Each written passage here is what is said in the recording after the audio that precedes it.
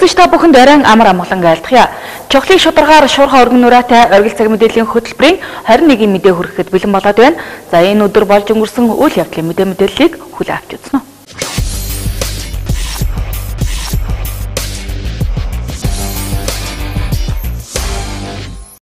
Оюул цагаанчлууд уртын гол багт гэрэлтүүлгийн ажлыг хийж гүйцэтгэсэн компаниуд чанаргүй хийсний улмаас хүүхэд хөгшчүүд өндөр настангууд за энэхүү өвлийн цагаар орой өдөш айж имэх эрсдлийг дагуулад байгаа юм а. За тэгвэл өнөөдөр аймгийн засаг даргын шуурхай хуралдаанаар цагаанчлууд багийн гэрэлтүүлгийн ажлыг хийж гүйцэтгэсэн энерц компаниас материал нийлүүлсний дагуу за гэрэлтүүлгийн засвар үйлчлэгийг хийх болсон талаар мэдээллээ. Энэхүү мэдээллийн дэлгэрэнгүй хүлээн авч үзнэ.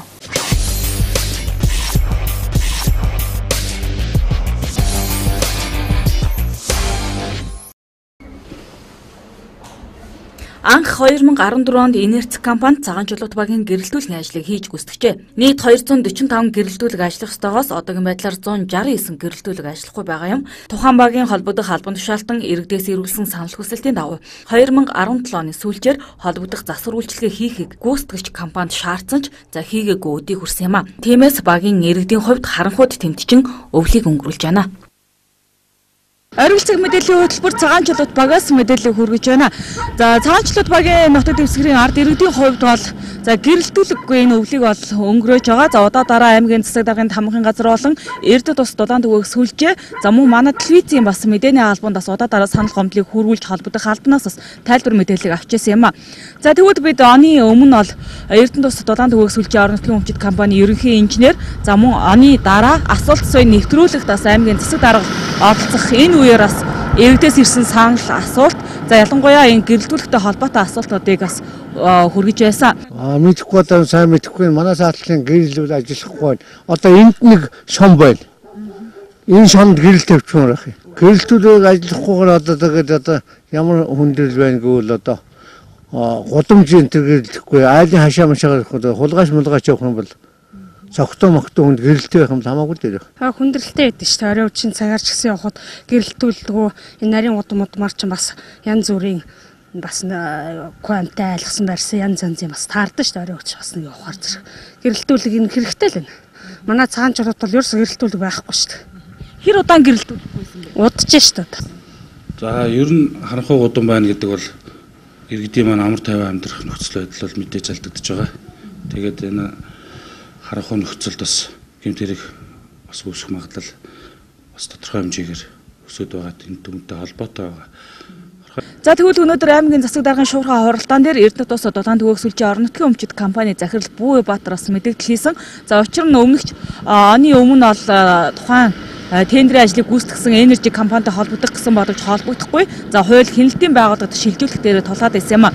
За тэгвэл он гарснаас хойш яг хуулийн байгууллагад шилжүүлэх гэсэн энэ хугацаанд бол энержи компаниас холбогдож за энэхүү гэрэлтүүлгийг хийж гүйцэтгэнэ гэсэн тайлбар мэдээлэл өгсөн байна. За тэгснээр өнөөдрөөс эхлээд энэхүү цагаанчлууд баг дээр бол гэрэлтүүлгийн засвар үйлчлэгийг эхлүүлнэ гэсэн тайлбар мэдээлэл өгч байгаамаа. За ялангуяа цагаанчлууд багийн засаг дарга за мөн иргэдийнх нь бас хэлж байгаагаар бол гэрэлтүүлэггүй байснаар бас гэмт хэргийн өсөлт нэмэгдэх хандлагатай байгаа гэж байна. За мөн гэрэлтүүлэггүй байснаар хүүхэд хөгшчүүд ялангуяа алтаргаа гулгайтай гудамж талбайд нарийн гудмаар бол явхад маш их хүндрэлтэй байдаг. За согтуу өлчөө хүмүүсээс хүүхэд эмэгтэйчүүдийг айлгадаг ийм нөхцөл байдал бол маш их олж ирснийг бас хэлж байна. За тийм ч учраас энэхүү холбогдох албаныхнаас одоо хүргэсэн мэдээллийг та бүхэнд хүргье.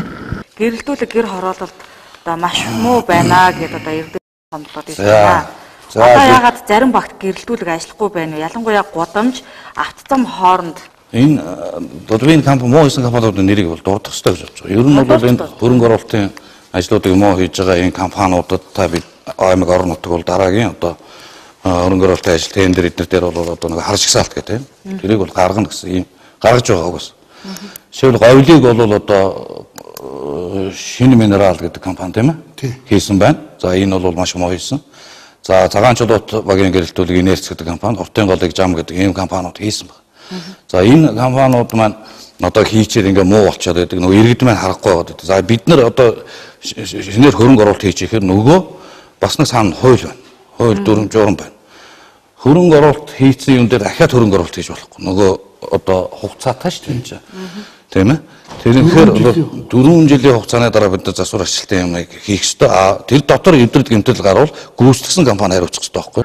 За өнгөрсөн хугацаанд бид өнгөрсөн 2007 оны 10 сарын байдлаар Баян дөр сумтай хамтраад манай байгууллага гэрэлтүүлгийн асалтан дээр үзлэг хийхэд нийтдээ 68% байсан бол бид энэ хугацаанд 450 гэрэлтүүлгийг асааж одоогийн байдлаар 81% болгосон байгаа.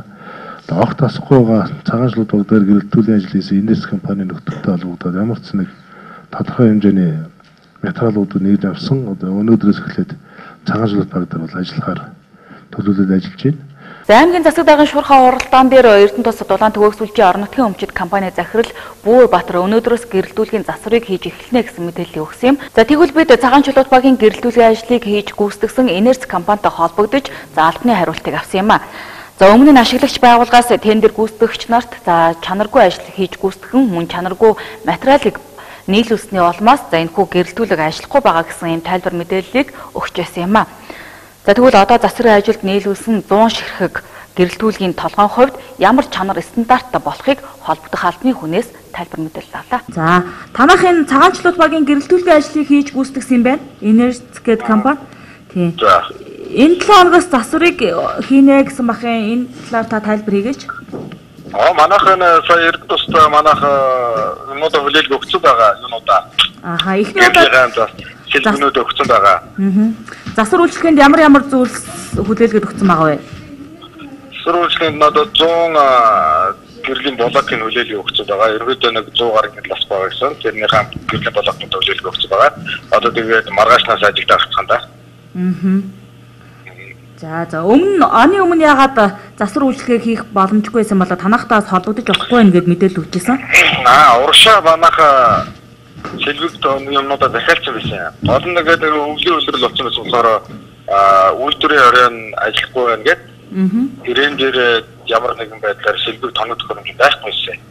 Тэгээд цаашаа бүр үйлдвэрлэгээ захиалгаар шийдвүүлээд наашаа авчихсан. Ингэснээр цагаан чулуут багийн гэрэлтүүлгийн засварын ажлыг 1-р сарын 16-наас эхлүүлж цагаан сарын өмнө буюу 2-р сарын 10-ны дотор хийж гүйцэтгэх юм а.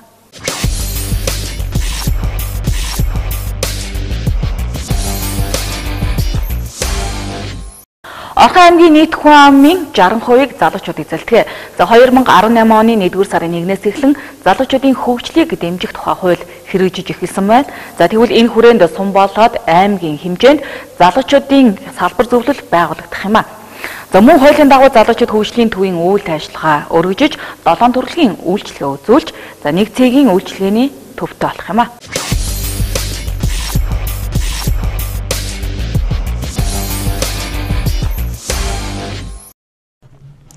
Орхон аймгийн нийт хүн амын 60%-ийг залуучууд эзэлдэг. Тиймээс залуучуудын өмнө тулгамддаг олон асуудлыг шийдэх хэрэгтэйг сануулсаар байсан.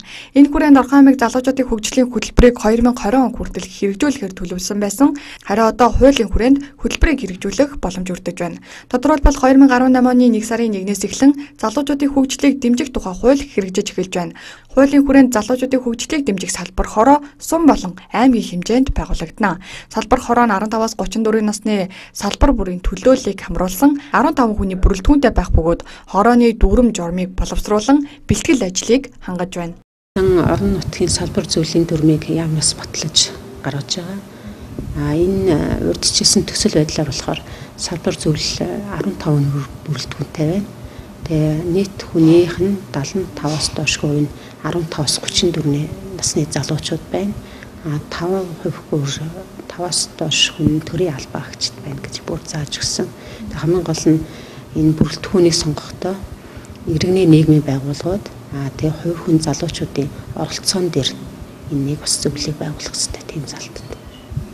Бас хуулийн хүрээнд хийж байгаа гол нэг шинэ залт болохоор залуучуудын оролцоог дэмжихийн тулд сайн дурын ажилд оролцож байгаа залуучуудын оролцоог төрөөс хэрхэн дэмжиж болох сайн дурын ажилд оролцоог нь үнэлэх тийм ээ тэрийн ажилд орох нэг шалгуур үзүүлэлт болгох энэ чиглэлийн ажлуудыг бас яамнаас хэрэгжүүлж байгаа. Хуулийн зорилт нь төрөөс залуучуудын хөгжлийг дэмжих эрх зүйн үндсийг тогтоож, нийгмийн хөгжилд оролцох залуучуудын оролцоо, эрх үүргийг тодорхойлохтой холбогдсон харилцааг зохицуулахад оршино. Мөн хувь хүний хөгжил, боловсрол, соёл урлаг, спорт, шинжлэх ухаан, эрүүл мэнд, хөтөлбөр эрхлэлт, аюулгүй амьдрах, хөгжих орчин зэрэг 5 чиглэлээр залуучуудыг дэмжинэ. Мөн залуучууд руу чиглэсэн үйл ажиллагаа явуулдаг иргэний нийгэм, төрийн бас байгууллагын уялдаа холбоог сайжруулж, цаашид хөгжих үйл ажиллагааны цар хүрээг өргөжүүлэх ажил багтаж байна. Энэ чиглэлээр өнөөдрийн байдлаар үйл ажиллагаа явуулдаг 10 орчим төрийн бас байгууллага Орхон аймагт байдаг юм.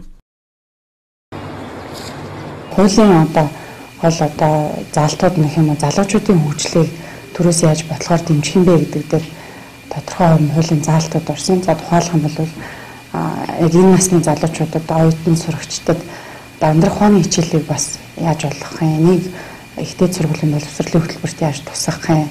За дээрээс нь одоо 15-аас 34 насны залуучуудыг гэр бүл төлөлтийн талаар бас ямар боловсролын айл хэсэгт нь яаж оруулж өгөх юм бэ гэдэг гэх мэтчлэнгээр ийм залуучуудыг хөгжих, амьдрах ухаанд суралцах, тэдний цаашдаа сурч боловсрохт нь дэмжлэг үзүүлэх ийм чиглэлийн хууль эрх зүйн заалтууд тусгагдсан. За мөн залуучуудын эрүүл мэндийн асуудалтай холбоотой хэд хэдэн заалтууд байдаг. Нийтдээ 7 бүлэг 24 заалт өгөө энэ хууль бол Монгол улсын залуучуудыг хөгжөхөд төрөөс анхудаа хууль эрх зүйн орчинд нь эрхийг нь олгож өгж байгаа ийм л баримтж байгаа даа.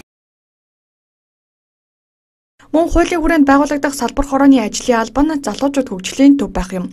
2014 онд байгуулагдсан тус төв нь зөвхөн тодорхой чиглэл, зорилттой бүлгийн иргэдийн хүрээнд 4 чиглэлээр үйл ажиллагаа явуулж исэн бол хууль мөрдөгдөж эхэлснээс хойш 7 чиглэлийн үйл ажиллагаа явуулж үйл ажиллагааны цар хүрээ нь өргөжөж байна. Тодорхойлбол хууль эрх зүй, амьдрах ухаан, нөхөн үржихүй, хөдөлмөр зуучлал, гарааны бизнес эрхлэх гэж буй залууст зөвлөгөө хүргэн, мөн гэр бүл төлөвлөлт зэрэг 7 төрлийн үйлчилгээ үзүүлэх нэг цэгийн үйлчилгээний төв болж байна. Өнгөрсөн 7 хоногт малын гоц халдварт шүлхийн өвчин Булган аймгийн Аршаанд суманд бүртгэгджээ. За тиймээс иргэд болоод малчдыг малын шилжилт хөдөлгөөн хийхгүй байх, мөн шүлхийн өвчний голомт бүсгээр зорчихгүй байх, зорчсон тохиолдолд халдваргүйжүүлэх постоор заавал дамжин өнгөрөхийг улсын мал эмнэлэг үржлийн газраас анхааруулж байна.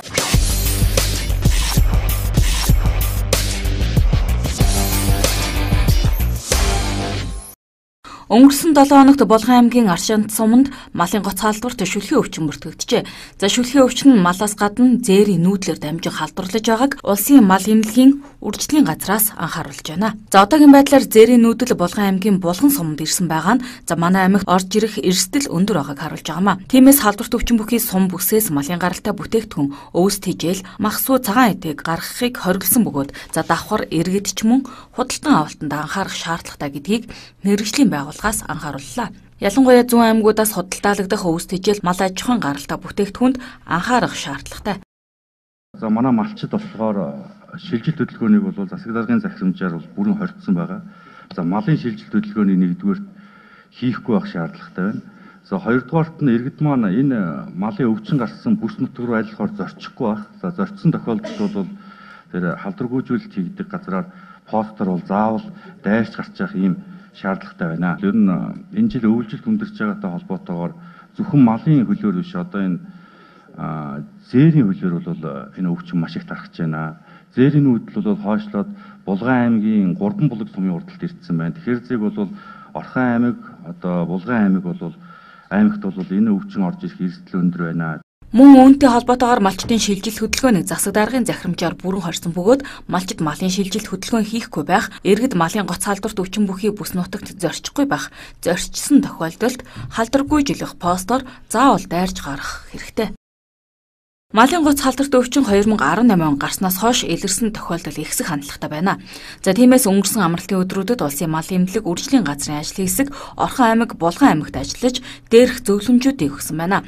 За 2018 он гарснаас хойш Дорноговь аймгийн Далан жаргал сум, Дундговь аймгийн Баян жаргаланд, Говь алтай цагаан эрхэд, Сэлэн аймгийн Мандал сум, Говь Сүмбэр аймгийн Сүмбэр, өнгөрсөн 7 хоногт Булган аймгийн Аршаанд суманд малын гоц халдварт шүлхийн өвчин бүртгэгдсэн байгаа юм а.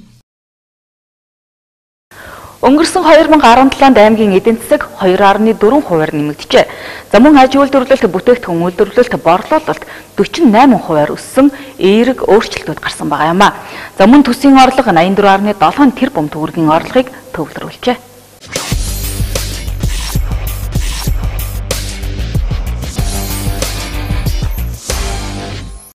Өнгөрсөн 2017 онд төсвийн орлого 2016-тай харьцуулахад 2 тэрбум төгрөгөөр их орлогыг төвлөрүүлсэн. Энэ нь бүтээгдэхүүн үйлдвэрлэл болон борлуулалт өссөнтэй холбоотой юм. Нийт 89.1 тэрбум төгрөгийг зарлагдсан нь 2016-тай харьцуулахад 5 тэрбум төгрөгөөр бага байна. 38,457 хүн нийгмийн халамж үйлчилгээнд хамрагдаж 9,217.7 сая төгрөгийг тэтгэвэр тэтгэмжинд олгожээ. Аймгийн хэмжээнд 2.3 их 80 төгрөгийн гадаад худалдааны бараа эргэлт хийгдсэн байна. Өнгөрсөн 2016-тай харьцуулахад гадаадаас импортоор орж ирж байгаа бараа бүтээгдэхүүн 40 гаруй хувиар өссөн үзүүлэлттэй гарчээ.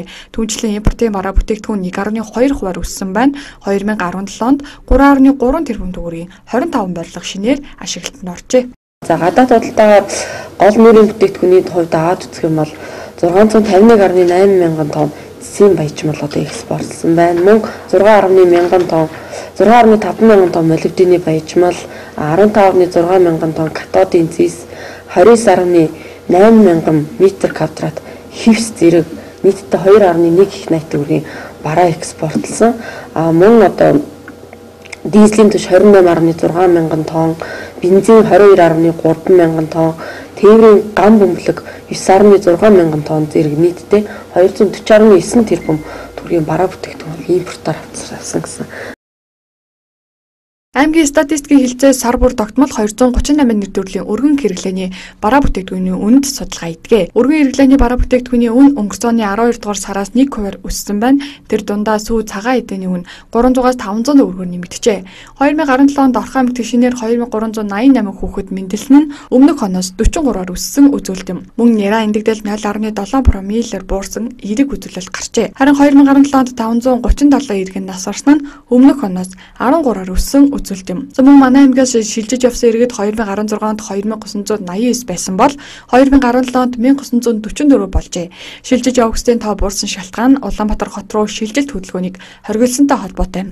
Харин 2016 онд Орхон аймагт 2202 хүн шилжиж ирсэн бол 2017 онд 2359 хүн шилжиж иржээ. Шилжиж ирсэн хүмүүсийн 35 орчим хувийг Улаанбаатар, 25 орчим хувийг Булган аймаас шилжин иргэсэд эзлэж байна. 2017 онд Орхон аймагт 888 гэмт хэрэгт 676 хүн холбогдчихэ. За эдгээрээс хулгайн гэмт хэрэг хамгийн их өсөлттэй гарсан байна. За хулгайн гэмт хэрэг нь гэрэлтүүлэг, камер муу, аслагдсан багийн нутаг дэвсгэрт түлхүү үйлдэгдэж байгаа гэдгийг цагдаагийн газраас онцолж байна. Тиймээс өвлийн үйлрэлд оройн цагаар ганцаараа гэр хорооллын бүсэд явахгүй байхыг цагдаагийн газраас анхааруулж байна.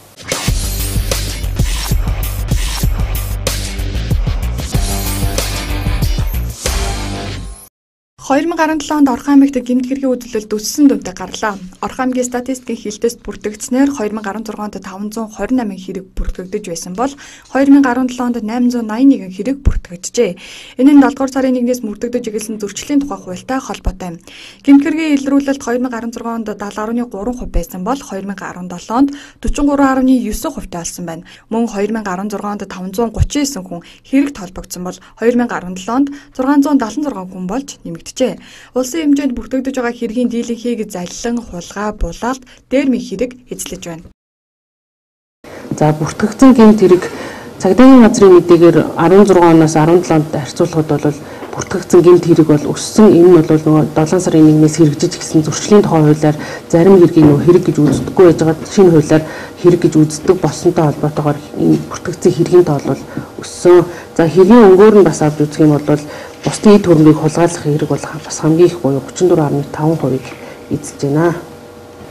За хүүхдийн гэмт хэрэг 16 онд 27 гарч ирсэн бол 16 онд 27 гэмт хэрэг гарч ирсэн бол 2017 онд 60 гэмт хэрэг гарсан байна. Нийт гэмт хэрэг хүүхдийн эзэлж байгаа хувь бас өмнөх онтой харьцуулахад 1.7 пунктээр бол өссөн харагдаж байна. За шийдвэрлсэн гэмт хэрэг өмнөх оноос бол баг зэргийн өсөлттэй, харин нөгөө шийдвэрлсэн хэргийнхэн өнгөөр авч үзэх юм бол хамгийн хувь буюу иргэний хэрэг 76.1%-ийг эзэлж байна. Дараагийнх нь бол ирээдүйн хэрэг 21.7%, захиргааны хэрэг 2.2%-ийг эзэлж байна. 2017 оны эхний 11 сарын байдлаар Орхон аймгийн цагдаагийн газарт 7521 гэмтгэргийн дуудлага мэдээлэл ирсэн нь өнгөрсөн онтой харьцуулахад 32.4% буурсан үзүүлэлт юм. Гэхдээ дуудлага мэдээллийн дотор эзлэх гэмтгэргийн хувь өндөр байгаа юм. 2017 оны төгсгөлд 12 төрлийн гэмтгэргээс 7 нэр төрлийн гэмтгэрэг хүсэлтэд гарсан. Эдгээрээс хулгайн гэмтгэрэг хамгийн их хүсэлтэд байгаа юм. Өнгөрсөн оны сүүлийн 11 сарын байдлаар хулгайн 282 гэмтгэрэг бүртгэгдснээс 10 нь эрдэнэ төлдөр хязгаарлагчмал хариуцлагатай компанитай холбоотой, 12 нь малын хулгай үлдсэн нь халаасны болон орон барих худалдаа үйлчилгээтэй холбоотой хулгайн хэрэг байсан байна. Эрдэнэ төлбөртэй холбоотой хулгайн хэрэгт үйлдвэрийн бүсээс техник тоног төхөөрөмж түүхийн эд хулгайлсан хэрэгүүд багтжээ. Ерөнхийдөө ихэн голчуу болсон үйлдвэрээс бол хулгайлах тийм ээ. Тэгээд ашиглах за бас ганцны тохиолдолд залилын эхлэх хоорондоо маргалдах одоо их чөлөө биеийг хэмтэлж болох юм. Ихэнхдээ энэ хулгайн гэдэг эзэлж байгаа. Үйлдвэрийн ашаанаас хуулиусаар одоо ижүүлэх, хулгайлж гаргах юм тохиолдол. Гэмтэргийн одоо үйлдсэн байдлаар нэг авч үзэх юм бол за согтуугаар үйлдэгдсэн гэмтэрэг бол 221 бүртгэгдсэн байна. За өмнөх оны үеэс 31%-аар 6.3% өссөн үзүүлэлттэй. За хүүхэд оролцсон гэмтэрэг 54 бүртгэгдсэн. За бүлэглэн үйлдсэн гэмтэрэг бол 60, эмэгтэй оролцсон гэмтэрэг бол 107. Орхон аймагт үлдэгдэж байгаа хулгайн хэрэг нь ихэвчлэн гэр хорооллын азлагдсан багийн нутаг дэвсгэрт гэрэлтүүлэг камергүй орчинд үлдэгдэж байгаа ажээ. Мөн өвлийн улиралд эрт харанхуй болох үед нэмэгддэг аж. Тиймээс цагдаагийн газраас эргүүл шалгалтын маршрут болон цагийн хуваарийг өөрчлөн хяналт шалгалт хийн ажиллаж байгаа ажээ. Үндэсний олимпийн хорооноос зарласан олимпизм ба бие бэлтгэрийн хүмүүжил болцолт уралдааны явцтай үндэсний олимпийн хорооны ажлын хэсэг ирж танилцлаа.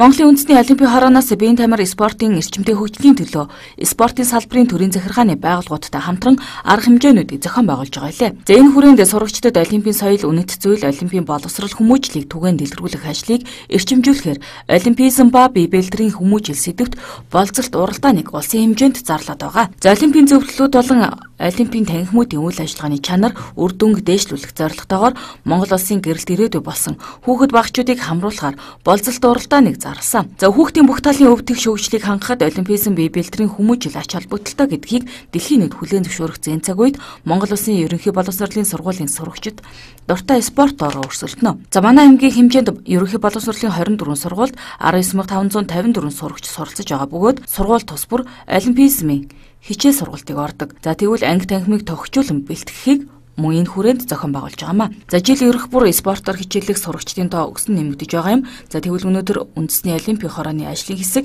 энэ болцолт уралдааны явцтай танилцлаа. Энэ жил олимпийн хорооноос бол улс орон даяар олимпизм ба бие бэлтгэрийн хүмүүжлийн хэсэг том уралдаан зарлаж байгаа. Тэгээ энэ уралдааныг бол аймгийнхаа биеийн тамир спортын хороо боловсролын газар олимпийн зөвлөлийнх ийм хамтарсан байгууллагуудын хооронд бол одоо энэ уралдааныг явуулах юм. Тэгэд энд бол он гараад бол энэ үйл ажиллагаагаар бол одоо хамгийн эхний ээлжинд бол улс орны газар спортын хороо олимпийн зөвлөлүүд бол хамтарсан гэрээ явуулах юм байна. Тэгээ энэ гэрээний дагуу манай олимпиароос гаргасан одоо болцлын уралдааны гаргасан болц журмын дагуу одоо үйл ажиллагаагаа бэлдэж байгаа юм л учиртай. Тэгээ энд холбогдуулаад олимпиарын зүгээс бас эднэртэй энэ болц уралдааны талаар хүмүүстэй бас таниулах мэдүүлэх эднэрийн манаас явж байгаа үйл ажиллагаатай танилцах. Тэгээ эднээс бас асуудал агуулах юмуд юу байна гэсэн ийм маягаар бид нар аймагуудтайгаа явж одоо энэ уулз сургалтууд хийж байгаа. Яг одоо олимпийн боловсролыг хүүхдүүдэд түгээх юм танин мэдгүй талаасаа ийм болцолт уралдаан байгаа. Энэ нь болохоор янз бүрийн сургуулийн хэмжээнд ерөнхий боловсролын сургуулийн хэмжээнд сургууль тус бүр өөрсдийнхөө олимпийн танхимыг түшгэлсэн олон талт арга хэмжээнүүдийг зохион байгуулах маягаар явагдаж байгаа. Орхон аймгийн хувьд бол одоогоор хэд хэдэн сургуулиуд олимпийн танхимаа шинчилсэн. За мөн бас хэд хэдэн үйл ажиллагаанууд явуулж байгааг тайлан мэдээ хүлээн авсан байгаа. За мөн энэхүү болцолт уралдаан маань 4 сарын гаргаад 5 сарын эхээр дуусах учраас одоо цаашдаас илүү олон өргөн хүрээнд болцолт уралдааны өргөн хүрээнд олон үйл ажиллагаа зохион байгуулна гэж бодож байна. Монголын үндэсний олимпийн хорооны ерөнхийлөгч Монгол улсын гавь тамирчин гардын багш дамдын багштайгаа уулзалт ярилцлагыг бас мэрэгжлийн ганцхан биеийн багш нар гэдэг мэрэгжлийн ерөнхий боловсролын төрөл төрлийн зөвлөгдөхөний мэрэгжлийн багш нар хүүхдүүдийнхээ төлөөлөлтөд бас уулзалт ярилцлагыг өнөөдөр хийж байгаа.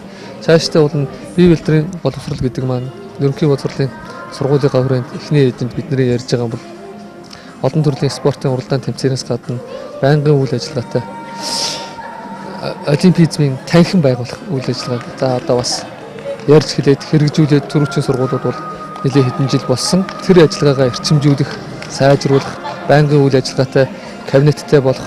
Тэгээд тийм кабинеттэй болоогүй сургуулиуд маань бас тэлж хүрээгээ тэлж сургууль болгол ер нь олимпизмыг сурталчилсан тийм танхимтай болох юм зорилго тавиад энэ үйл ажиллагаа маань эхэлсэн. Тэгээд за тиймээс аймгийн 24 сургуулийн биеийн тамирын багш нар болон сургуулийн захиргаа спортод дур сонирхолтой сурагчид үндэсний олимпийн хорооноос зохион байгуулж буй уралдаанд идэвхтэй оролцох шаардлагатай байгаамаа.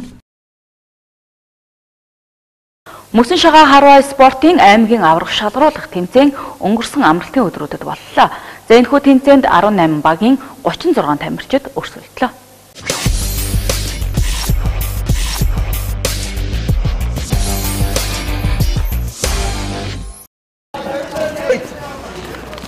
Монгол Улсын засгийн газрын 2017 оны 269 дугаар тогтоолын дагуу үндэсний спортын 6 дугаар наадмын хүрээнд мөсөн шагаан харван аймгийн аврах шалгаруулах тэмцээнийг Орхон аймагт зохион байгууллаа. Тэмцээнд 3 аймгийн 18 багийн 36 тамирчид өрсөлдсөн бөгөөд Монголын ард түмний өн зууны түүхтэй нүүдэлчдийн өвлийн наадам уламжлалт мөсний шагаан харвааг сэргийн хөгжүүлэн дэлгэрүүлэх, хараачдын залгамж үеийг бэлтгэх, материалыг орчинг бэхжүүлэх, өргөн хүрээнд сурталчлан олон түмнийг хамруулан спорт утгаар нь хөгжүүлэх нь чухал байгаа юм а. За тиймээс Орхон аймгийн төв зэнгэлдэх хүрээлэнд 400 м мөсөн замыг бий болгосноор мөсөн шагаан харваачид аймгийн аврах шалгаруулах тэмцээнийг зохион байгууллаа. За тэмцээн 2 өдөр үргэлжилсэн юм а.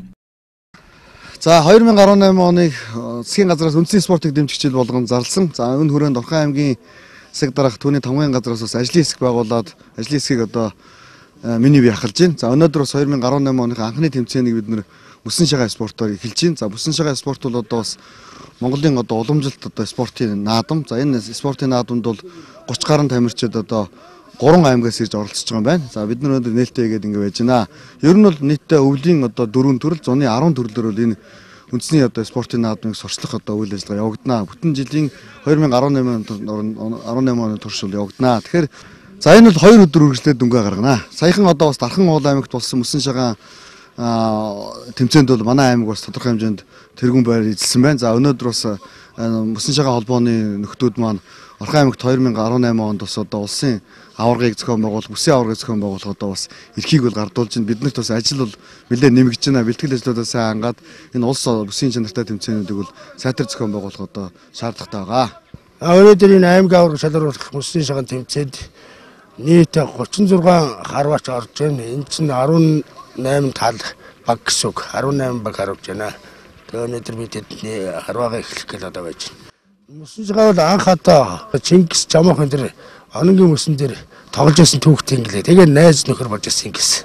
Тэр үеийн түүхтэй одоо өн олон зууны аль дээр үеийн тоглоомыг бид нар бас одоо өвлөн авч дэлгэрүүлж энэ олон түмэнд тарахж бүх нийтийн үг залуучуудыг одоо сайш нь энэ тэмцээнийг бас үргэлжлүүлэн оруулахын тулд одоо бид нар ийм бэлтгэл гол зорилго нь энэ байгаа.